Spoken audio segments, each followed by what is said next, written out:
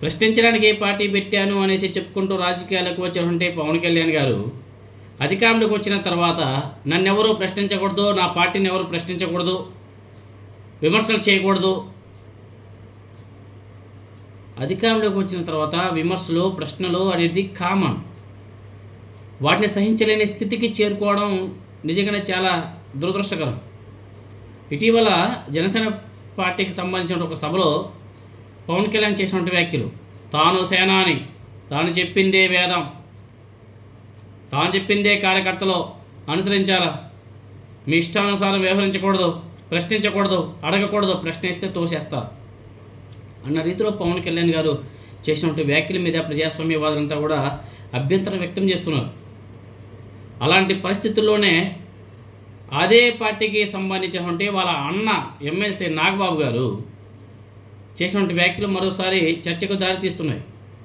నాగబాబు తన social media ఖాతా ద్వారా నాయకుడి మాటే అంతిమం, నోరు మూసుకోండి, ప్రశ్నలు వేయకుండా నాయకుడిని అనుసరించండి అనే భావనతో చేసినటువంటి ఒక సోషల్ మీడియా పోస్ట్ ఇప్పుడు విమర్శలు కూడా దారితీస్తుంది. ప్రజాస్వామ్య వ్యవస్థలో ప్రశ్నించే హక్కును నిరాకరించే విధంగా ఈ వ్యాఖ్యలు చేయడం ఎంతవరకు సమంజసం? ప్రజాస్వామ్యంలో ప్రభుత్వాలను, రాజకీయ నాయకులను అదేవిధంగా రాజకీయ పార్టీలను ప్రశ్నించడం ప్రతి పౌరుడి యొక్క ప్రాథమిక హక్కు. ప్రజల నుంచి వచ్చేటువంటి ప్రశ్నలకు సమాధానం చెప్పాల్సినటువంటి బాధ్యతాయుత ప్రజాప్రతినిధులు ఎవరైతే ఉండారో, ఎమ్మెల్యేలు, ఎమ్మెల్సీలు, అదేవిధంగా మంత్రులు, ముఖ్యమంత్రి, డిప్యూటీ చీఫ్ మినిస్టర్లు, వాళ్ళని ప్రశ్నించకుండా ప్రశ్నిస్తే తీసుకెళ్ళి బొక్కలు వేసేస్తాం, ప్రశ్నించకూడదంటే ఇది ఎంతవరకు సమంజసం? ప్రశ్నలకు సమాధానం చెప్పాల్సిన బాధ్యత ఈ ప్రజాప్రతినిధుల మీద ఉంటుంది కూడా. అయితే ప్రశ్నించకూడదనే ద్వారానే నాయకుడి మాటే తుది నిర్ణయం అని చెప్పేసి మాట్లాడడం ప్రజాస్వామ్య విలువలకు విరుద్ధం ఇవన్నీ కూడా.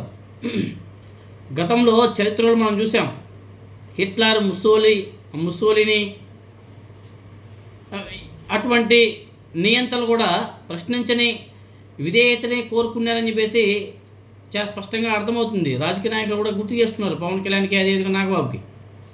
నాయకుడి నిర్ణయాలను ప్రశ్నించకుండా అనుసరించాలని కోరడం ప్రజాస్వామ్య రాజకీయాల కంటే వ్యక్తి ఆరాధనకు దగ్గరగా ఉంటున్నాయన్న విమర్శలు కూడా గట్టిగా వినబడుతున్నాయి. సో పవన్ కళ్యాణ్ అదేవిధంగా నాగబాబు ప్రజలకు అనేక హామీలు ఇచ్చారు. అలా ఇచ్చి అధికారంలోకి వచ్చారు. ఆ హామీల అమలు మీద ప్రజలు ప్రశ్నించడం సహజం. కానీ అలా ప్రశ్నించడమే చేయకూడదు అంటే ప్రజల ప్రశ్నలను అణచివేయడానికి ఏదైతే ప్రయత్నాలు చేస్తున్నారో ఆ ప్రయత్నించడం కంటే వాటికి సమాధానాలు ఇవ్వడం ప్రజాస్వామ్య స్ఫూర్తికి అనుగుణమని చెప్పేసి రాజకీయ నాయకులంతా కూడా సూచన కూడా చేస్తున్నారు.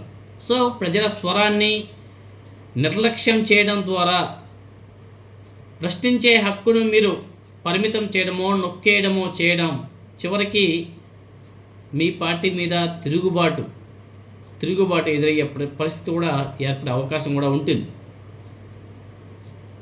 సో ప్రజల స్వరాన్ని నిర్లక్ష్యం చేయడం, లేకపోతే ప్రశ్నించే హక్కును పరిమితం చేయడం చివరికి అసంతృప్తికి, తిరుగుబాటు భావనలకు దారితీసే